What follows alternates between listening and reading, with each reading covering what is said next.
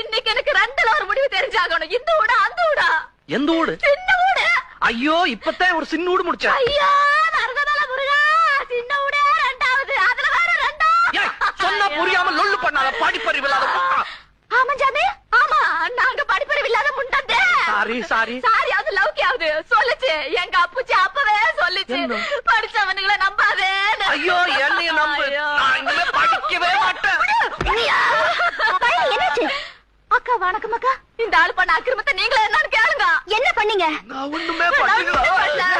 சும்மா ரக்காலுத. ஐயோ என்ற மாமா நல்லவரு வல்லவரு நாளும் தெரிஞ்சவருன்னு நான் ஊர் ஊரா சொன்னேன்.